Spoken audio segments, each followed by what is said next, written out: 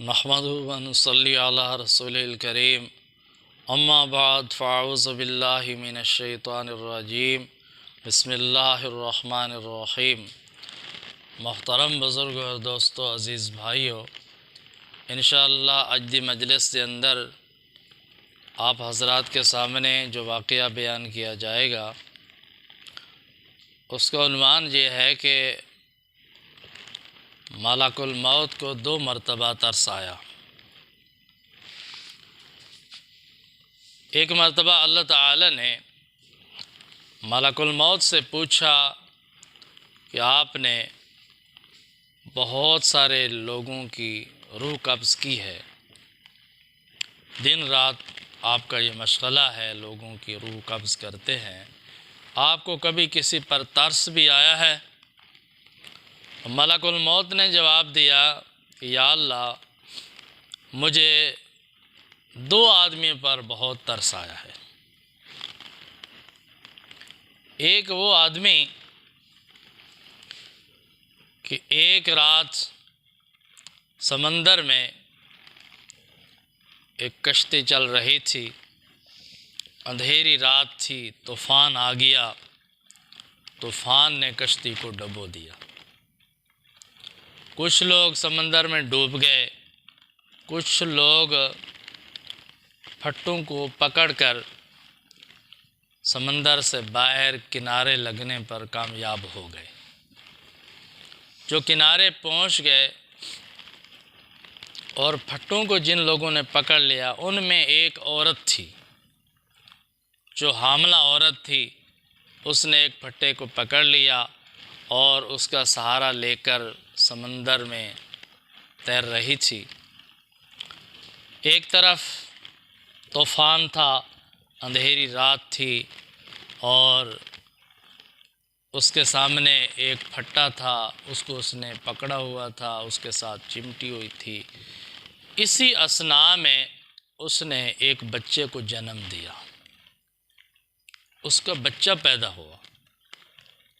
جب اس کا بچہ پیدا ہوا تو اس نے اپنے بچے کو سینے سے چمٹا لیا۔ جب اس نے اپنے بچے کو سینے سے چمٹا لیا تو یہ بہت مشکل وقت تھا کہ اندھیری رات تھی، طوفانی رات تھی، اور ایک ہی پھٹا تھا، اس پر صرف ایک ہی عورت تھی، اور اس نے ایک بچے کو جنم دیا۔ جب اس نے بچے کو جنم دے دیا، بچہ پیدا ہو گیا، تو آپ کا حکم ہوا کہ اس کی والدہ کی روح قبض کر دو۔ یا اللہ، میں نے اس کی روح قبض کر دی، لیکن آج تک مجھے ترس آ رہا ہے کہ اس کا کیا بنا ہوگا۔ معصوم بچہ تھا، ابھی پیدا ہوا، اس کا سہارا تو ایک ماں تھی، پھر سمندر تھا، سمندر میں طوفان تھا، اندھیری رات تھی، اس کا نہ کوئی کھانے کا سامان تھا، نہ پینے کا سامان تھا، نہ حفاظت کا سامان تھا۔ پتہ نہیں اس بچے کا کیا بنا ہوگا۔ جب سے میں نے روح قبض کی ہے اس کی والدہ کی، مجھے اب تک ترس آ رہا ہے کہ کیا بنا ہوگا اس کا۔ اللہ تعالیٰ نے پوچھا کہ آپ کو اور کس پر ترس آیا؟ تو اس نے عرض کی، یا باری تعالیٰ، ایک شداد نامی بادشاہ تھا جو آپ کا نافرمان تھا، بادشاہ بھی تھا، آپ نے اس کو بہت مال و دولت سے نوازا تھا۔ اس نے آپ کے مقابلے میں آ کر جنت بنوائی اور اس پر اربوں خربوں درہم خرچ کیے، کئی سال تک جنت بنتی رہی، وہ انتظار کرتا رہا۔ اس نے یہ فیصلہ کیا ہوا تھا کہ جب جنت بالکل مکمل تیار ہو جائے گی تو پھر میں اندر داخل ہوں گا۔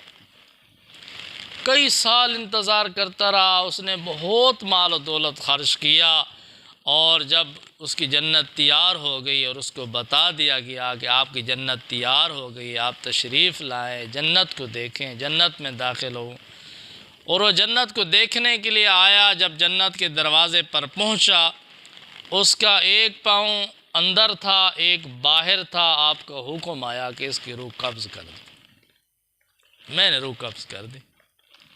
اس پر بھی مجھے بہت ترس آیا کہ اس نے بہت مال خرچ کیا، اور کئی سال انتظار کرتا رہا، اس کے دل میں پتہ نہیں کتنی خواہش ہوگی کہ میری جنت کیسی ہوگی، تو اپنی زندگی میں وہ جنت کو دیکھ بھی نہیں سکا، جنت دیکھنا نصیب نہیں ہوا اس پر بھی مجھے ترس آیا۔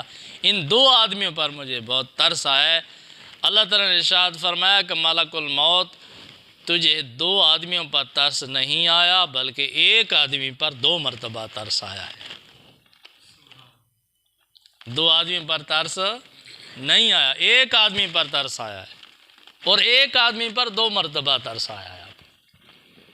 یہ جو شداد نامی بادشاہ ہے، جس نے میرے مقابلے میں جنت بنائی ہے، میرا نافرمان بن گیا ہے، میرے مقابلے میں آیا ہے، اس نے میرے مقابلے میں جنت بنائی ہے اور اتنا مال و دولت خرچ کیا ہے، اور اپنی جنت کو مکمل کر کے دیکھنا چاہتا تھا۔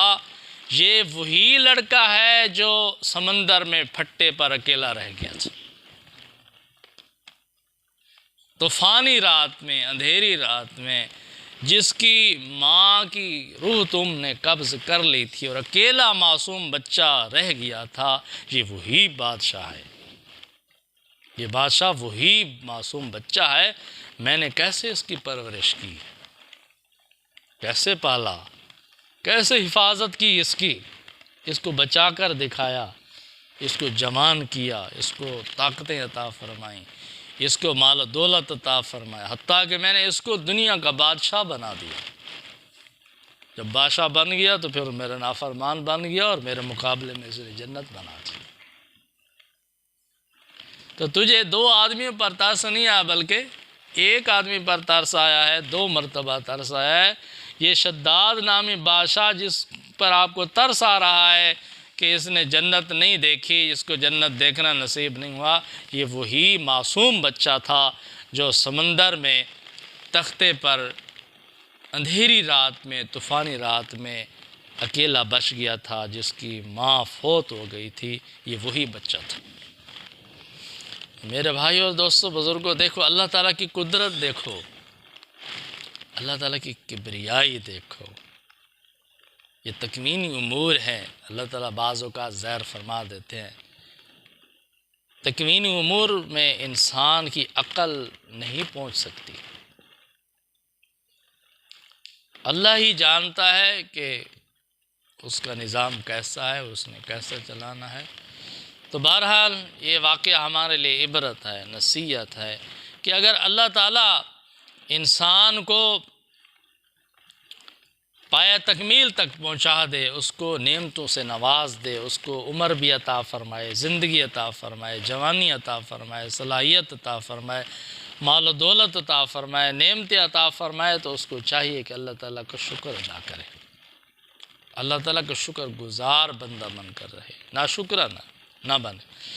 تو اللہ تعالیٰ ہم سب کو ان واقعات سے عبرت اور نصیحت حاصل کرنے کی توفیق عطا فرمائے۔ وآخر دعوانا ان الحمد للہ رب العالمین۔